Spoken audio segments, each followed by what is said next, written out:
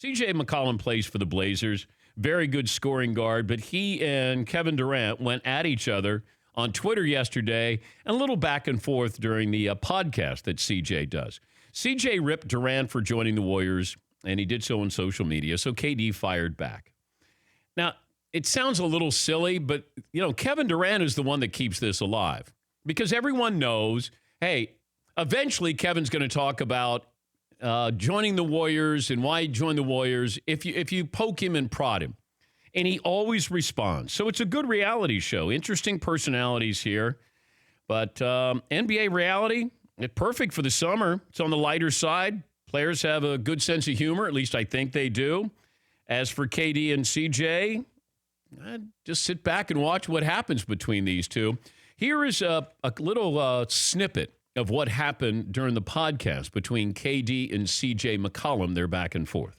You know how I felt, bro. I was hot. I don't know if I was more mad than when you went to go. I think I was more mad. Why are you mad about this stuff? Bro, I'm in the league. What do you mean? Why am I mad about this? I'm in the Western Conference. I got to play you MFers all the time anyway, as it is, over and over again. We done got eliminated by y'all a few times in the first round. So I'm looking at Cuz. you know you guys aren't going to win a championship. Bro, we have the team. We have capabilities. Anything is possible. We can win a championship, bro. Let's be honest. Bro, we can win a championship. Anything is possible. I just need I need more. I like y'all. I like y'all too. You're hard to stop. But, come on. You can't be upset about this. I can be upset because Cuz was a free agent, which means he could have. This is why I was upset. He could have came to Portland. His agent and Nurk have the same agents, so I'm thinking, okay, you're gonna come to us, whatever. Why you gotta go there, Cuz? And I text him. I was mad. I got on Twitter. Yo, get out your feelings. And I really text Cuz. I'm like, Cuz, what's up, bro? I suggest you just keep playing, man, and don't worry about what goes on at the top of things. Some funny stuff back and forth. Then it got a little testy, a little snippy, chippy. Social media going at KD. That's all it took. And, CJ had a couple of things to say about Durant as well. That thought it was soft, that he was going to go from Oklahoma City. It's like, you're with your brothers and then you fight a gang and then you get beat up by the gang and then you go join the other gang that beat up your gang. That was what he was trying to say here. But other people chimed in here. And then that's when KD knows C.J. McCollum, personality, having fun, sense of humor, back and forth. KD's sticking it to him a little bit. Yeah. Like, you got no chance of winning a championship, bro. You played like an 18. Yeah, Paul. But there's no sarcasm font on social media. When they're joking back and forth, they can see each other. But when C.J. McCollum posts something about, hey, you joined the gang that beat up your brother, it's just written. And maybe Kevin Durant doesn't see the joke in it. But he should if they've gone back and forth on a podcast and you're eating sandwiches together, and then all of a sudden it's the other people who chimed in about Kevin Durant. But I think even Kevin Durant's part is joking. Like the whole thing is just him talking trash back to him. The whole thing is jokes. But not when he responds to other people on social media.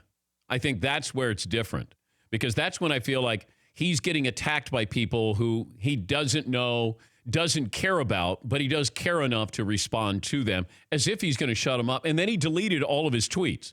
Like a half hour after, he deleted all of his tweets. Like, why? Durant has just... Now, maybe he's fooling me and fooling everybody else here, but he just has to embrace it and say, there are people who are never going to accept the fact that you joined Golden State. This is 2 years now. Like, forget it. Who cares? You left. You got championships. Good for you. Don't worry about it. There are people who are never, ever going to accept it. No matter what you say. Yes, there's nothing inaccurate in what C.J. McCollum said to Kevin Durant about like the analogy of joining the gang that just beat you up. Yeah. That's completely fair to me.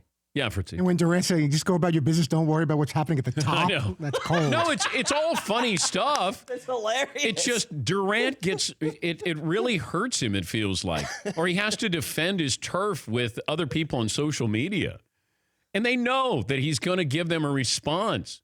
So until he gets to the point where he just has his sense of humor about it, or just says, hey, scoreboard. Hey, scoreboard. That's it. Other than that, you're never going to convince these people.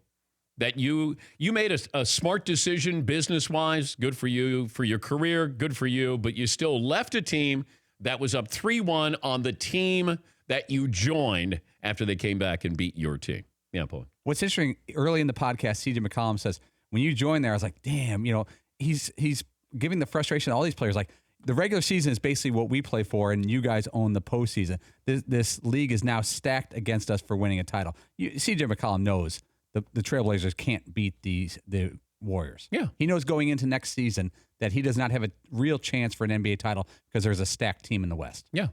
And that's got to be frustrating for an NBA player, that your entire season is basically, the result. Well, if the Rockets took that approach, then they wouldn't have got to where they got, and that's a 7th game against Golden State. And if you have a healthy team, then maybe the Rockets beat Golden State and win a championship. But the other teams how many teams in basketball look at this and go, okay, we have no chance against Golden State?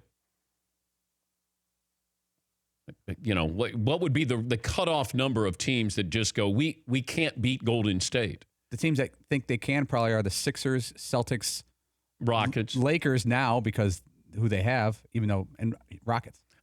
I don't think the Lakers feel like they can beat Golden State. The one guy does. Well, he can beat Golden State in a game, but if you're going to get into a series with Golden State, you're not going to beat Golden State. Yes, McLovin. Okay, I'd like to stick up for KD for a second. The gang analogy is probably accurate. He did leave for the gang that beat him up, but his gang was flawed because one guy in the gang didn't pass the ball the right way, and they were playing the wrong kind of basketball. And but they were so flawed, they were up 3-1 on Golden State. They were never going to deliver that knockout punch because you could always lay off Russ in the fourth quarter. It was just going to be hard for them to knock out Golden State with Westbrook at point guard because of style of play. I just don't think that style of play is ever going to beat the Warriors, so he wanted to go to a pass-first team, like the Spurs or the Warriors. It was hard. His gang was a little...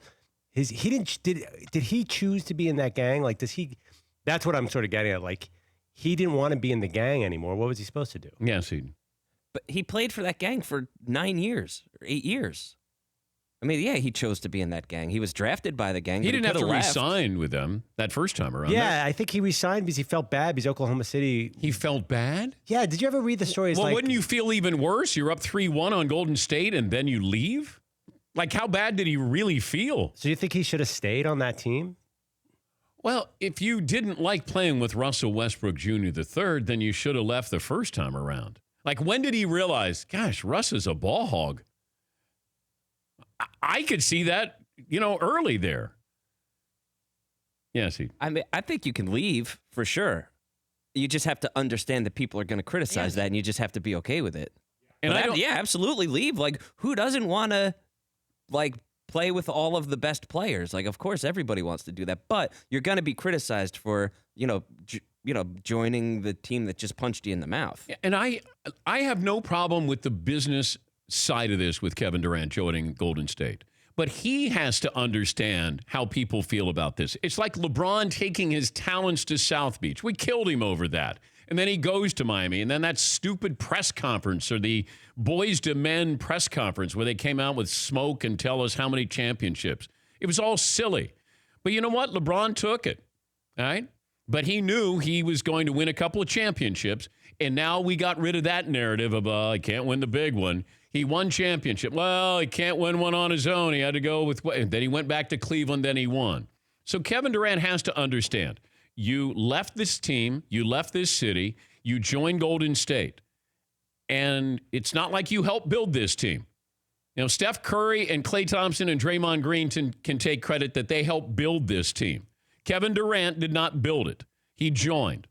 All right? Table's already set at a 5-star restaurant, and you sit down and you get to eat. Understand it, own it, have fun with it, just like you did with CJ McCollum. But with these people on social media, man, they know they can come after you because they know you'll react to it. And it just feels like he's so sensitive to it. It was fun back and forth, though, between those two. For more Dan Patrick Show, tune to Audience Channel 239 on DirecTV or download the Dan Patrick Show app.